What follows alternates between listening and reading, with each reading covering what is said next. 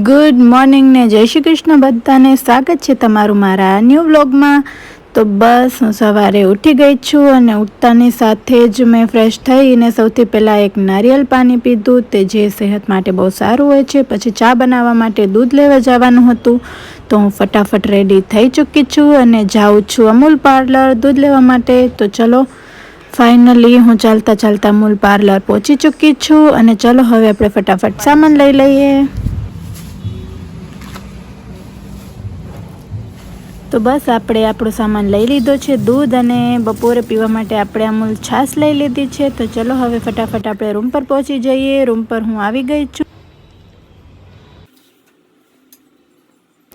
Room પર આવીને મેં બધો સામાન ફ્રીજમાં મૂકી દીધો અને જો હવે સવારમાં હું ચા અને નાસ્તો બનાવવાની તૈયારી કરી રહી છું।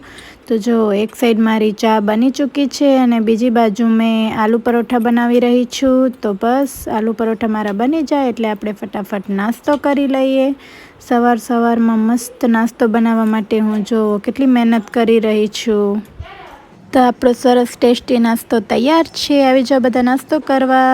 જો હવે હું નાસ્તો કરી રહી છું। સવારમાં મારી તબિયત પણ થોડી ખરાબ લાગી રહી છે અને મેં નોટિસ કરી એક વસ્તુ કે જો મારી સ્કિન આમ કેટલી ડ્રાય અને કેટલી ઓલી થઈ ગઈ છે।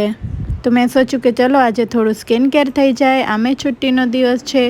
તો જો હું સ્કિન કેર કરવા માટે થઈ ચૂકી છું રેડી। તો સ્કિન કેર માટે મેં યુઝ કર્યું છે મામાઅર્થનું ચારકોલ માસ્ક।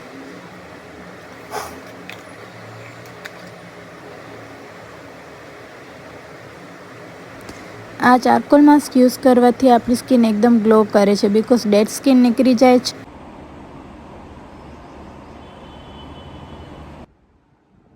બસ તો સ્કિન કેર કર્યા પછી લંચનું ટાઈમ થઈ ગયું હતું। તો જો હું મારી માટે લંચ બનાવી રહી છું અને જો મારી સ્કિન એકદમ મસ્ત સ્મૂધ એન્ડ ક્લીન થઈ ગઈ છે। તો આજે લંચમાં હું બનાવી રહી છું પુલાવ।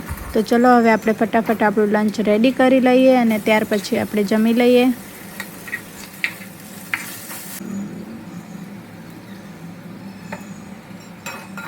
તો ગાઈઝ મારું લંચ થઈ ચૂક્યું છે રેડી, એને મેં એન્જોય કર્યું અમૂલ મસ્તી છાશની સાથે। એની સાથે જ આ વ્લોગ અહીંયા જ પૂરો કરીએ છીએ। જય શ્રી કૃષ્ણ બધાને।